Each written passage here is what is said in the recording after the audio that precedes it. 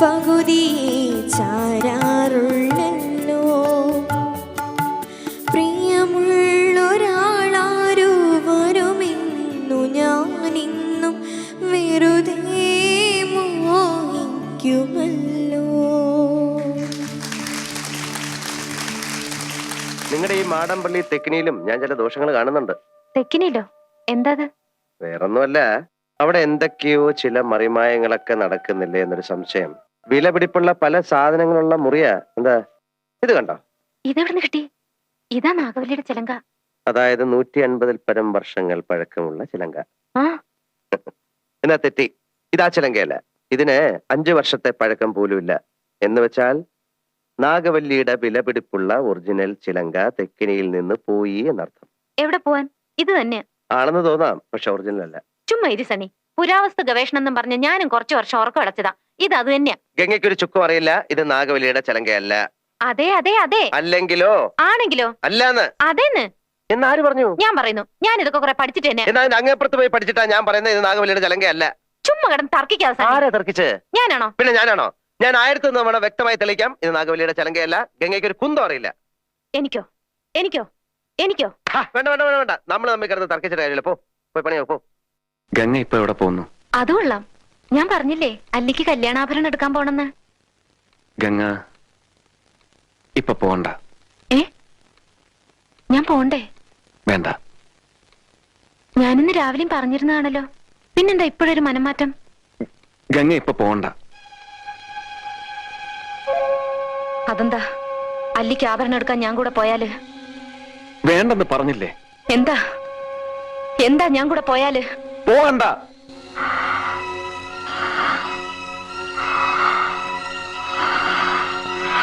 വിടമാട്ടെ, വിടമാട്ടെ.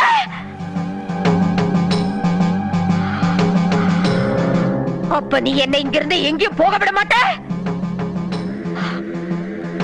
ஐயோ நாய, உனக்கு எவ்வளவு தைரியம் இருந்தா இப்பவும் என் கண் முன்னாடி வந்து நிப்ப? இன்னைக்கு துர்காஷ்டமி.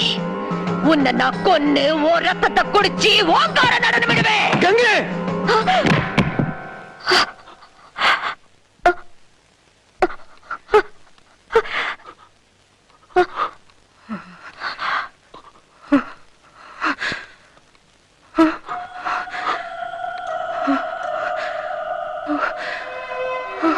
ഗംഗേ, നകുലേട്ടാ,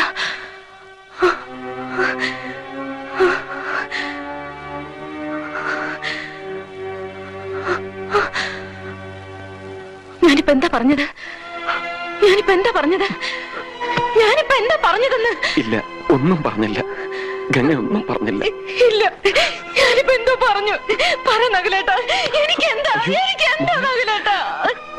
നിനക്കൊന്നുമില്ല. ഉണ്ട്, എനിക്കെന്തോ ഉണ്ട്, എനിക്കെന്തോ ഉണ്ട് നകുലേട്ടാ. ഗംഗേ,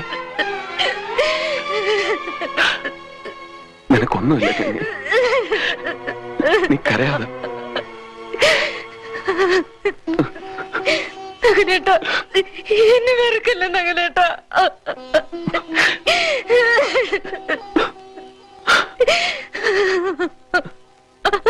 ഗംഗേ,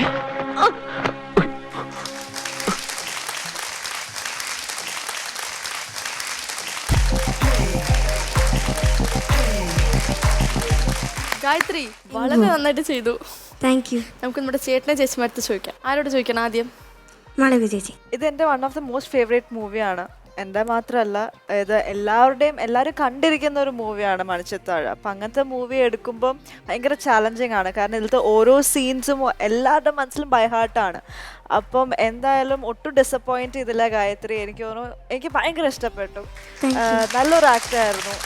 കാരണം ആ ഓരോരോ മാനറിസം പോലും ശോഭന ചേച്ചിയുടെ അതുപോലെ ഒരു വിരൽ വെക്കുന്നത് കൂടെ കറക്റ്റായിട്ട് കൊണ്ടുവരാൻ ശ്രമിച്ചു. അതെനിക്ക് ഒരുപാട് ഇഷ്ടപ്പെട്ടു.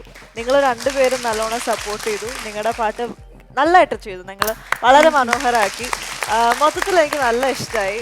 ഗായത്രി ഒട്ടും ഡിസപ്പോയിൻറ്റ് ചെയ്തില്ല. എനിക്ക് ഒരുപാട് ഇഷ്ടപ്പെട്ടു. Keep it up. Good going. Thank you Ammu.